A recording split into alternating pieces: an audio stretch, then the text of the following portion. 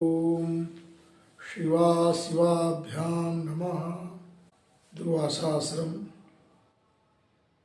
सपरशुराम शिव पंचायतन मंदिर, और यहाँ से जो भी प्रमाण दिए जाते हैं वो शास्त्रीय प्रमाण होते हैं और लोकहित के लिए होते हैं। एक प्रश्न हमारे पास और आ गया है, जो आचार्य अनिल तिवारी उन्होंने एक लेख हमारे पास भेजा है, जिस लेख में एक जो है पंडित सूर्यकांत त्रिपाठी हैं जो ज्योतिषाचार्य हैं, और ऋषि वामदेव ज्योतिष एवं कर्मकांड शोध संस्थान बांदा के हैं, और इनके जो इन्होंने अशास्त्रीय लेख लिखा है उसका मैं खंडन करना चाहता हूँ। वो विषय कैसा, खंडन और समाधान दोनों करना चाहता हूँ, क्योंकि इन्होंने लेख भेजा है। उस लेख में मुख्य रूप से इन्होंने ये कहा है, जैसे पंचक में मंडप छाना निषेध है, मंडप नहीं छाना चाहिए, यज्ञ मंडप हो चाहे विवाह मंडप हो आदि का। इन्होंने ये कहा है कि मंडप छाना चाहिए, मंडप छाना शुभ होता है, मंडप छाना कोई निषेध नहीं है। ये मूर्ख लोगों की परंपरा है जो मंडप पंचक में निषेध करते हैं। इस तरह से बहुत सारे इन्होंने कुछ अपना कहा है, उसका मैं समाधान करना चाहता हूँ। समाधान ये है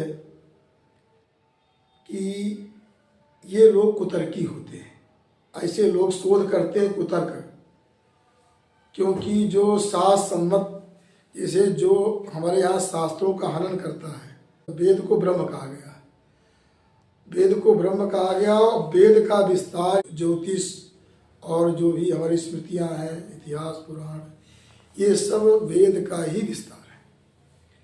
तो ये जो है शास्त्र हनन का दोष लग जाता है, ब्रह्म हत्या जैसा दोष लगता है।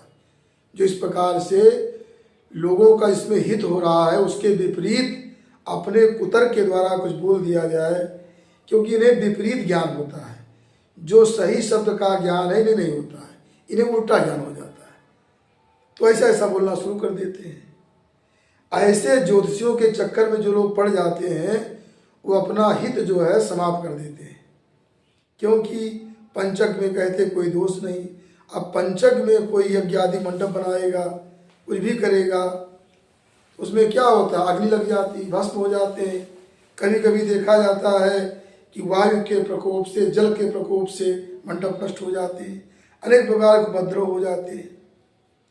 तो मैं इन्हें, इन ज्योतिषी जी को और जो भी हमारे श्रोतागण हैं, श्रोतागणों को मैं समझाना चाहता हूँ, वो सही बात बताना चाहता हूँ कि ऐसे तो सभी ग्रंथों में आया है कि पंचक में 5 कार्य नहीं करने चाहिए, वही बताने जा रहा हूँ। लेकिन मैं जो सर्व प्रसिद्ध है मुहूर्त चिंतामणि, जिसको लिखने वाले हैं परम विद्वान दैवज्ञ रामाचार्य, ये समस्त ज्योतिष ग्रंथों का अध्ययन करके उसका सार तत्व जो है उन्होंने लिखा है। उसका नाम है मुहूर्त चिंतामणि। मुहूर्त चिंतामणि बताया गया है कि झस कुंभगे विधौ, मीन राशि पर कुंभ और मीन 2 राशि पर यदि चंद्रमा है, उसी को पंचक कहा जाता है। पंचक कहते हैं कुंभ राशि पर चंद्रमा हो, मीन राशि पर, वही पंचक होता है।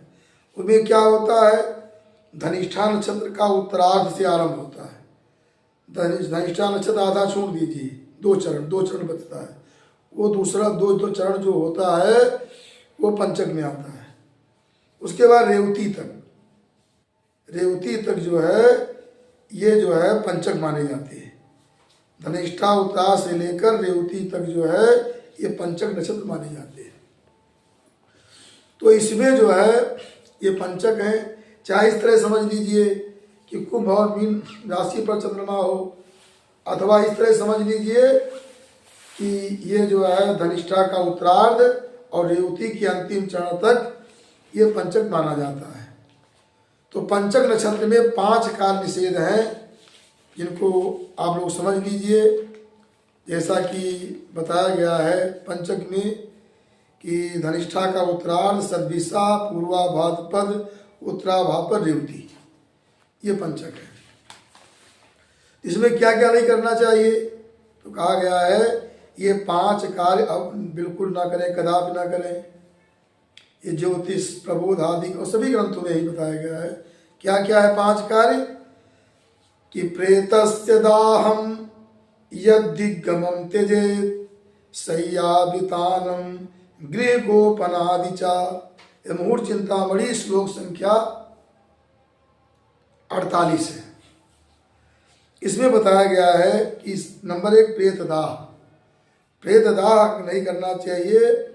मृत्यु इस प्रकार से क्यों, अगर प्रेतदाह मान लिया ये पंचक के बीच में कोई किसी मृत्यु हो गई तो 100 इतने दिन तक रखा नहीं जा सकता है, तो क्या करें। तो कहा गया कि भाई ठीक, अगर दाह करते हैं या मृत्यु या पंचक में मृत्यु भी हुई, पंचक में दाह भी हो गया, तो कहा गया है कि 5 पुत्तल जलाए जाते हैं और बाद में पंचक शांति करानी चाहिए, नहीं तो तत्संबंधित 5 लोगों की मृत्यु होती है। 5 मृत्यु होती, इसलिए पंचक में प्रेतदाह निषिद्ध है। और दूसरा क्या है, कहते हैं दक्षिण दिशा में यात्रा न करें। यम दिग्गमं त्यजेत्, यम की दिशा कौन है, यमराज की दिशा होती है दक्षिण, दक्षिण दिशा में यात्रा न करें। यात्रा करने से विशेष कष्ट होता है, 5 गुना कष्ट होता है, उसमें यात्रा नहीं करना चाहिए, ये दोषकारी होते हैं। और सैया, खटिया नहीं मिलना चाहिए, ये भी दोषकारी होता है, 5 गुना दोष में होता है। और चौथा जो है वितान, चौथा कहा गया वितान, ये इसी का अर्थ नहीं समझ पाए हैं जोशी महाराज, नहीं समझ पाए और इसका विरोध कर दिए। तो कहते हैं, तो वितान का अर्थ कहा गया मंडप छादन। क्यों, तन विस्तारे से बनता है वितान, तन विस्तारे, और विशेष विस्तार, विशेष जो विशिष्ट विस्तार किया जाए अर्थात मंडप। अब चाहे मंडप हो, यज्ञ मंडप हो, विवाह मंडप हो, अन्य कोई विशेष मंडप हो, उन सभी मंडप छादन, वितान का अर्थ है मंडप छादन, ये मंडप छादन न करें। तो इस प्रकार से यज्ञ मंडप हो, विवाह मंडप हो अथवा छप्पर छाना हो, ये सारे कार्य निषिद्ध है। तो क्योंकि इसमें अगर ऐसा करते हैं तो आपका ही हानि होगी, और मंडप बार बार बनाएंगे, बार बार नष्ट होगा, वो समस्याएं पैदा होगी। कभी कभी देखते हैं मंडप में आग लग जाती है, मंडप जल जाती है, 1 बार लगती है, 2 बार आग लग जाती है, 5 बार भी आग लग सकती है अगर आप पंचक में मंडप निर्माण करते हैं तो। चाहे इस तरह, नहीं तो कहीं उपद्रव, कभी तूफान आ जाएगा, कभी भयंकर वृष्टि हो जाएगी, इसलिए पंचक में ये सब कार्य विशेष निषेध है। आगे तो पंचक में विशेष, अब कहीं कहीं बता दिया गया है तृणकाष्ठ संग्रह, उसका भी प्राय यही है कि मंडप के लिए आप तृणकाष्ठ संग्रह करते हैं तो उचित नहीं है, क्योंकि वो गलत है, उससे आपके हित की हानि होगी, आपका अभ्युदय समाप्त होगा। इस प्रकार से आगे बताया गया है। 5वां क्या है, गृह गोपन, गृह गोपन आदि।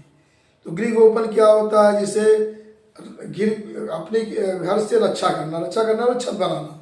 जैसे तृणकाष्ठ आदि द्वारा जो छत बनाई जाती थी, उन छतों को न बनावे। ये 5 कार्य जो है पंचक में वर्जित है। इसमें 5 गुना दोष हो जाता है, किसी जो अगर ये 5 कार्य करते हैं तो 5 गुना दोष हम गिना चुके हैं, यही सभी ग्रंथों में बताया गया है। प्रेत का दाह, दक्षिण दिशा में यात्रा, सैया बनाना और मंडप बनाना, और गृह की छत तृणकाष्ठ आदि के द्वारा जो छत पाटी जाती है, छत बनाई जाती है, गृह गोपन, ये 5 कार्य नहीं करना चाहिए। इनसे करने से हानि होती है और ना करने से अभ्युदय होता।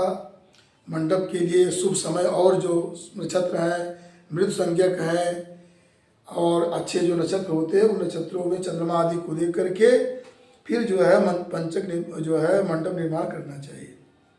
इससे क्या होता है, व्यक्ति अभ्युदय सिद्ध होता है, कल्याण सिद्ध होता है। इस प्रकार से अब आजकल के ज्योतिषी क्या हो गए, कुछ ज्योतिषी जैसे जो शोध करते हैं, वो शोध वाले क्या करते हैं, अपने कुतर्क के द्वारा सत्य को असत्य और असत्य को सत्य सिद्ध करने में लगे रहते हैं। इसलिए उन्हें शास्त्र मतलब शास्त्र हनन के कारण उन्हें ब्रह्म हत्या तुल्य पाप लगता है।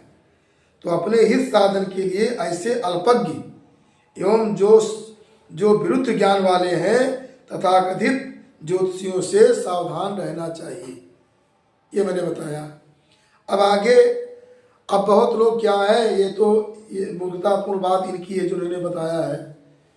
और दूसरी बात क्या, कुछ और भी मूर्ख हैं जो कहते हैं कि तर्पण नहीं करना चाहिए पंचक में, पितृपक्ष लगेगा, प्रायः पितृपक्ष के आरंभ में पंचक लग जाता है। वो कितना ही बड़े अपराधी हैं जो लोग कह देते हैं कि पंचक में तर्पण नहीं करना चाहिए, श्राद्ध नहीं करना, वो भी बहुत बड़े अपराधी है। 16 दिन का पक्ष माना जाता है, पूर्णिमा से अमावस्या तक, और इसमें अगर किसी का पूर्णिमा में शरीर छूटा है, किसी का प्रतिपदा द्वितीया तृतीया, अगर 4-5 दिन पंचक रह गया, अब पंचक में उस तर्पण नहीं करेंगे।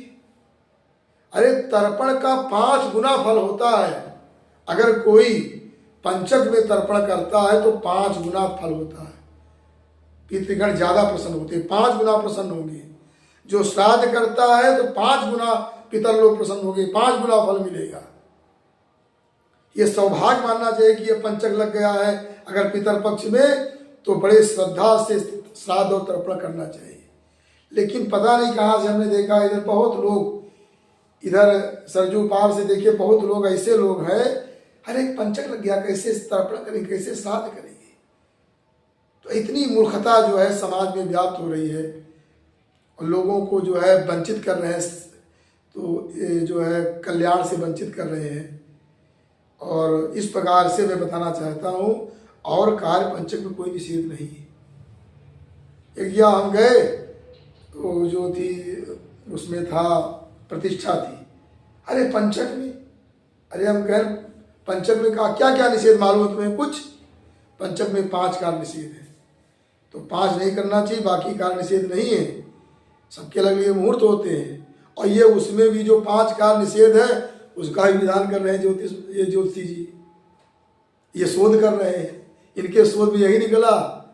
तो ऐसे ऐसे लोग हैं, इसलिए सबकी सारी बात नहीं मानना चाहिए, और अच्छे विद्वानों से आप संपर्क करिए, और सही जब कार्य करेंगे तो आपका विजय होगा, आपका कल्याण होगा। इन्हीं शब्दों के साथ वाणी को विराम। असतो मा सद्गमय तमसो मा ज्योतिर्गमय मृत्योर्मा मृतम गमय। ओम शांति शांति।